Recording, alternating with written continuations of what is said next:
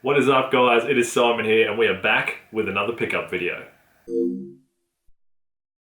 Rightio, let's get into it. First up is an acrylic PlayStation sign. Now obviously this is not an official PlayStation sign. This one was made by a company called Rose Colored Gaming. I'll leave the link to their website in the description below.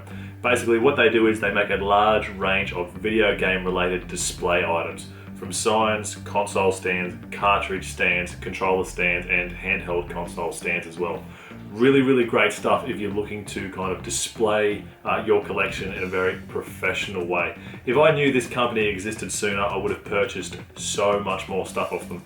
They have really high quality items. Great stuff. Make sure you check them out. Next up is a physical copy of Duke Nukem 3D World Tour. And I say a physical copy because here in Australia we only got the digital version and I just don't like digital games. I mean, if I fork out my hard-earned cash, I want to actually be able to hold the product that I've purchased. So I managed to get a copy of this imported from the States. But basically, Duke Nukem 3D. This was released way back in 1996 and I consider it to be one of the best FPS shooters of all time. But Duke Nukem 3D World Tour, this version contained some graphical improvements. It runs in HD and it runs a true 3D mode, which makes it look so much better than the original version. And it also contains some upgraded lighting effects as well. And truth be told, I've never actually finished Duke Nukem 3D, so here's a golden opportunity for me to do that. So a little bit more PS4 love now in the form of PlayStation VR. Now I picked this up way back in October last year on launch day, but because of time constraints and family commitments, I didn't get a chance to open this up at all, and it's basically sat inside my cupboard up until about a month ago. I finally got the opportunity to open up and give it a go. So I'm going to give you guys my honest opinions about this peripheral. To buy a PlayStation VR in Australia is extremely expensive. It costs about $539 from EB Games or JB Hi-Fi. So that's the cost of a PS4 Pro just for a peripheral. And to be honest, when they announced VR along with all the other VR headsets, I'm thinking this is just going to be really gimmicky. Like, this is going to be a peripheral you're going to buy, you're going to play it for 10 to 20 minutes and you're going to put it down. And that's it, you've basically wasted your money. But my thoughts on this, VR works. The immersion is insane. I absolutely love it. I wish I played it sooner than basically what I have. The first game I played was Valkyrie. So I've hooked the system up, I've gone through all the setups, I've got everything focused. Started the game, I've just played the single player first and then I moved on to the multiplayer. The very first time I played the single player, you start inside a launch tube, inside your spacecraft, and everything's black. And then it lights up and you're literally inside this world and it feels like you're there. I can't explain it. Like, I've watched a lot of YouTube clips with people playing VR and honestly, you can't go off what it looks like on YouTube. You have to experience it for yourself. It is crazy, but I'm inside my spaceship playing Valkyrie and I'm using this swivel chair here, so I'm kind of turning myself around and I'm looking, your peripheral vision's there. It didn't make me feel sick, it's extremely smooth, but I'm looking around the controls of my spaceship and I'm looking under my chair and I nearly fell out of my chair. That's how real it felt.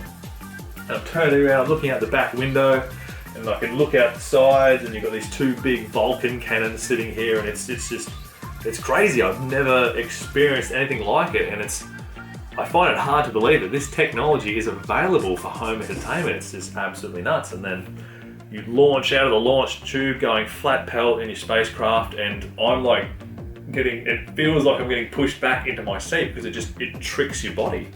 And then it's nuts. You're in the depths of space and you're flying around and I'm looping over asteroids and I'm twisting and turning and it's crazy. Like, if you are on the fence about VR, you need to pick it up. Like, I've never been this excited for a peripheral for a long time. It's expensive, but I think it's justified. I'm really looking forward to kind of buying a few more games and checking them out. I'm going to purchase Resident Evil 7 next, and probably Farpoint, but PlayStation VR, it works well. I'm absolutely amazed. So if you're on the fence, like I mentioned, pick it up. This is a great peripheral. Okay, so we're on to the last two items of the video. A little bit of a backstory first. I think it might have been the last pickup episode. I mentioned that I had found a 10 million model memory card. Now, I have a follower on Instagram. I also follow him.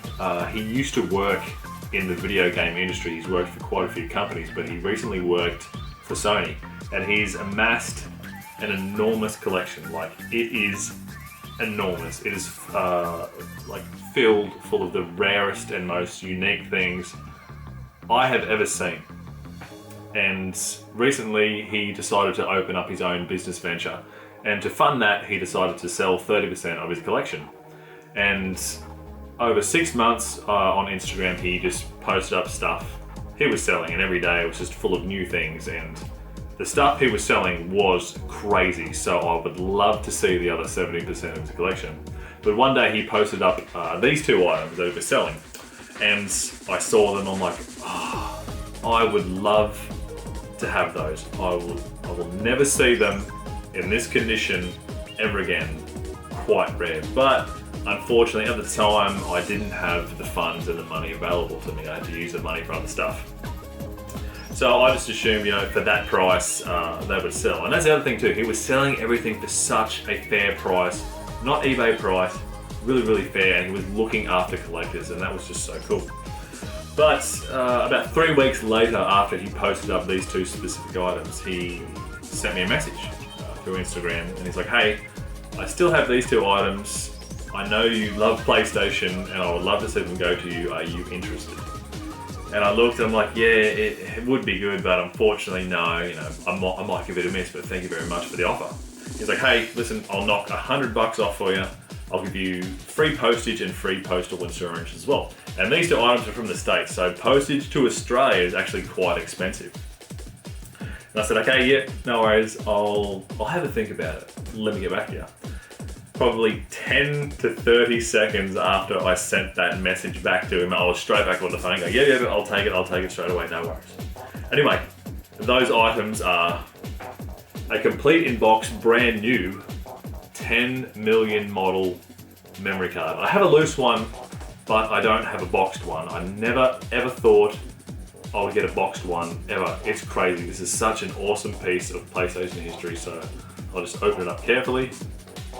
There it is there. It still has the manual and the stickers behind it, so that is crazy. The second item, a 10 million model boxed DualShock controller. This is crazy. I only know of one other collector in Australia that has one of these, so I'll open it up slowly and just show you guys that it's inside, and I'm not fibbing. There it is in there, sealed, unused, with the manual. Crazy. So I feel very fortunate to be given the opportunity to purchase these two items. It's just, this is holy grail stuff for me. Right place at the right time. And if anything, this experience has taught me the importance of social networking while collecting video games. Get onto YouTube, get onto Facebook, get onto Instagram, form friendships, talk with other collectors, share the passion for the hobby. You never know what you'll come across, but very, very happy to add these two into the collection. So my spare 10 million model memory card, I'm not going to sell it. I'm just going to pass that forward onto another collector, kind of just pay it forward. So great stuff. Well guys, that's it for today's video. Here's all the stuff kind of stacked awkwardly here. Not too much, but I would rather kind of quality items and things I'm going to appreciate over quantity. Now be sure to check out my Nightmare Creatures Let's Play series of videos. I'm chasing a little bit of feedback on that. I'd love to know whether my volume levels for my voice need to be raised or the gameplay volume needs to be raised. Get over there and check it out. I'm having a great time filming that series of videos. Also, sound off in the comments below. What have you guys picked up lately? I would love to know. It doesn't have to be Sony. It can be Microsoft, Sega, Nintendo, PC, anything at all. It doesn't matter. It's all about this awesome hobby that we share. And be sure to check out my PSX Collector Instagram page. I'll kind of leave a bit of an icon up here. I normally post a lot of stuff up there first before it comes over to the YouTube channel. But anyway guys, thank you very, very much for watching. I'm going to put up the next Nightmare Creatures Let's Play, and then straight after that, it's going to be the room tour video. I promise. I've heard you guys, so many of you are screaming out to see that, so it's going to happen. But thanks for watching, and I'll see you next time with more PlayStation content.